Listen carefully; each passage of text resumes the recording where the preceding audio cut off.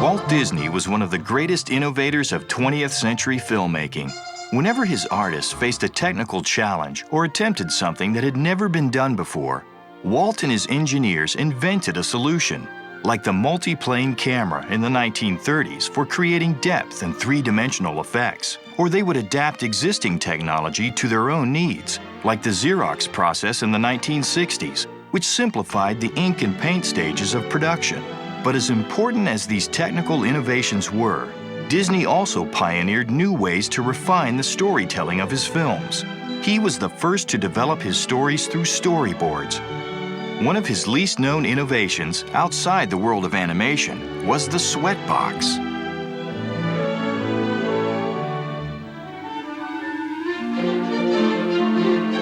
The Sweatbox got its name from the original small projection rooms in the Hyperion studio, where Walt Disney and his animators and directors could review animated footage, dailies, or story reels on a film in production. These little rooms didn't have air conditioning, so that was one reason they were called sweat boxes. There was another reason, and that was that Walt was looking at your work and applying his critical eye. The story was developed on storyboards and pinned up in sequence.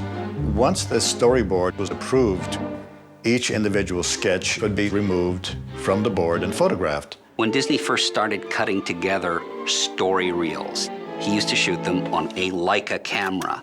And so the running story reel became known as a Leica reel. They might have a rough soundtrack of music or actors' voices. Sometimes the story guys might do the voices themselves. And Walt and his animators and directors would sit in the Sweatbox and watch the movie.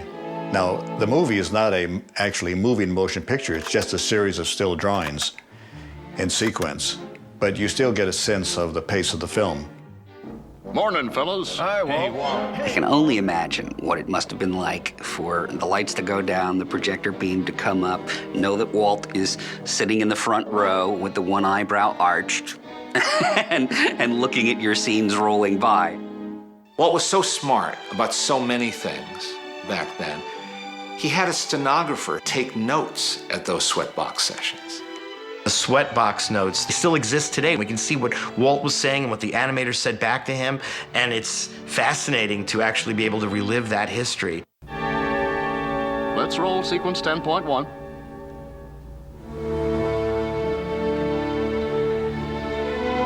Think of it, Figaro. Outside is an ocean full of fish, and here we sit starving to death. Oh, a miracle! Oh, mirages, hallucinations. What next? Let's stop a minute. Well, boys, what do you think? I sure like that rope coming down. That works good. You don't think we should have the rope dissolve into sausages? They are right there, aren't they? We cut, and it's sausages. He picks them up, and it's immediately rope. I like the rope coming down, hitting him on the head. Walt was a great story editor. Looking at the filmed storyboards set to the track, Walt could make very, very smart comments about timing, about sections of story that don't work. Where Geppetto points his finger, how about a bigger shot? Do you think so? It's wrist and hand. You want to see the kitten with the finger right on him. You know it's Geppetto. You want to be with the kitten.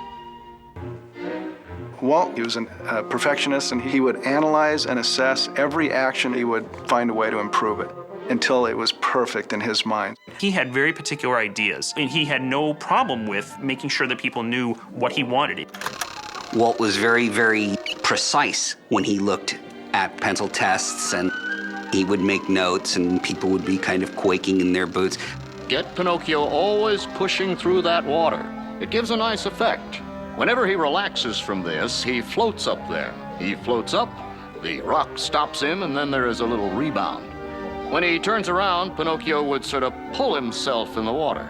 All our walking should be slow motion. He's got a weight behind him, and there is the water also holding him back. A lot of time, Walt would use it to kind of spur people to the next level.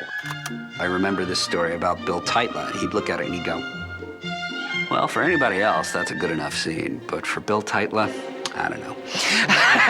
And, of course, Bill would walk away crushed and try even harder, to make it a great scene that Walt would like. I recall being in a session where Walt Disney was grilling his director on why did that happen, and why did you do this, and why didn't you do that. Walt had certain things he expected to see, and if he didn't see it, then he was going to ask why not. And so you better have an answer ready. Well, you can't please everybody. The Sweatbox process was the heart of refining every scene in the film. When you look at Pinocchio, those scenes are not animated so much as they are reanimated. There's nothing that got to the screen exactly as it was done the first time.